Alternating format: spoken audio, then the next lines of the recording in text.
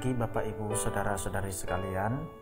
Kita bersyukur karena masih ada kesempatan bagi kita sekalian untuk menikmati kehidupan di hari yang baru. Mari sebelum kita beraktivitas, kita membaca kitab suci untuk menuntun kehidupan kita pada hari ini. Kita membaca dari Roma pasal 8 ayat 6-7. Karena keinginan daging adalah maut, tetapi keinginan roh adalah hidup dan damai sejahtera. Sebab keinginan daging adalah perseteruan terhadap Allah, karena ia tidak takluk kepada hukum Allah. Hal ini memang tidak mungkin baginya. Mindset ketaatan. Bapak Ibu Saudara-saudari sekalian, pernahkah kita mendengar kata mindset? Mindset adalah pola berpikir atau cara berpikir yang menentukan bagaimana seseorang melihat satu situasi, memahami satu situasi, dan bagaimana orang itu berespon atau bereaksi terhadap situasi yang terjadi itu. Mindset adalah hal yang paling mendasar bagi seorang manusia.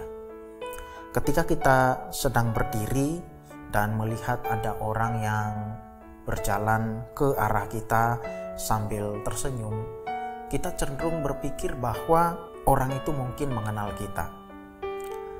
Nah, ini disebabkan karena mindset. Mindset kita akan menentukan reaksi kita selanjutnya. Kita akan berpikir siapa orang ini kalau kita tidak mengenalnya, dan mungkin kita akan melihat ke kanan ke kiri, mencari-cari siapa orang yang mungkin sedang menjadi objek dari senyuman atau menjadi objek dari orang yang menghampiri kita. Saya berikan sebuah contoh yang lain. Ada dua orang yang ingin pergi ke satu tempat tujuan yang sama.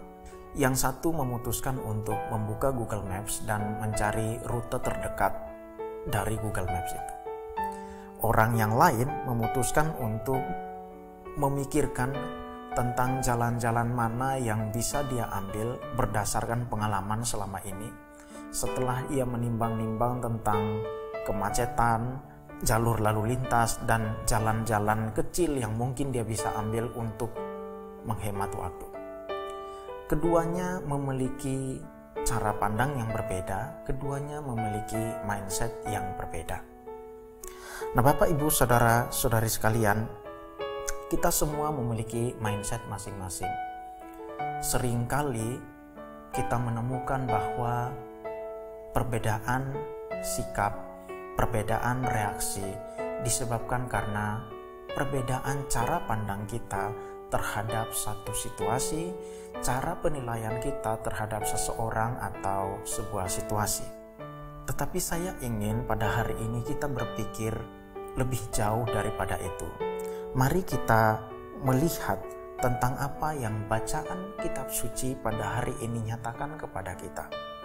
Dalam bacaan tadi, Paulus menunjukkan ada dua keinginan. Ada keinginan daging dan ada keinginan roh. Tapi sebenarnya yang dimaksudkan oleh Paulus bukan sekedar keinginan atau kemauan. Yang dimaksudkan oleh Paulus adalah keinginan dalam arti mindset. Dengan demikian ada dua mindset. Mindset daging dan mindset roh. Mindset daging menghasilkan maut dan mindset roh menghasilkan hidup dan damai sejahtera.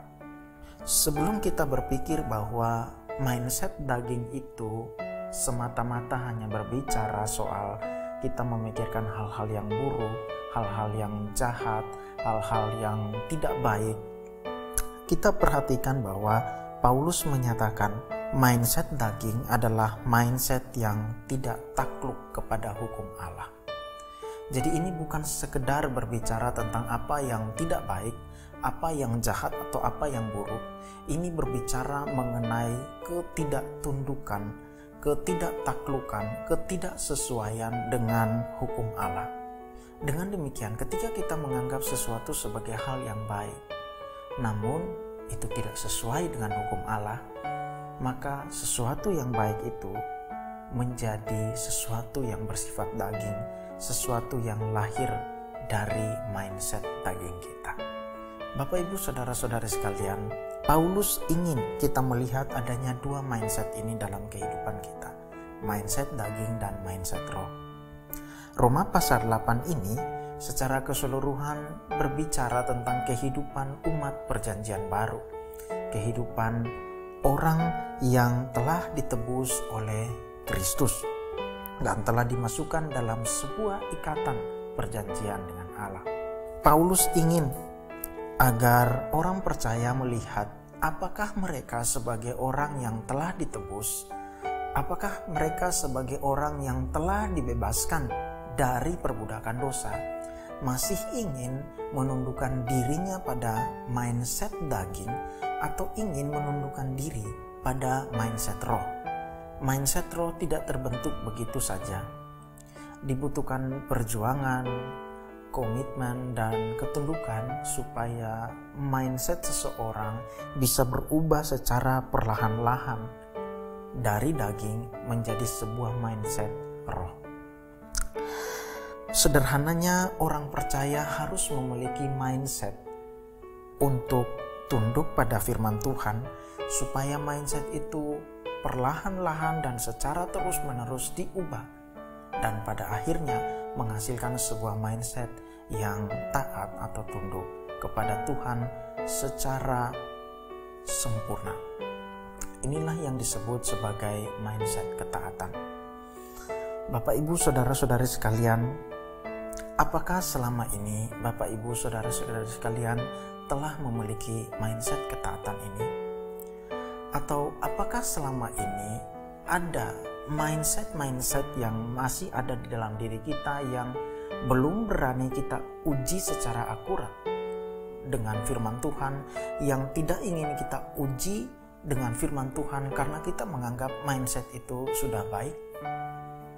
Tanyakan itu kepada diri Bapak, Ibu, saudara-saudari sekalian, dan semoga hari ini menjadi sebuah titik balik dalam kehidupan Bapak, Ibu, saudara-saudari sekalian, dari mindset daging menuju kepada mindset roh, mindset ketaatan. Mari kita berdoa.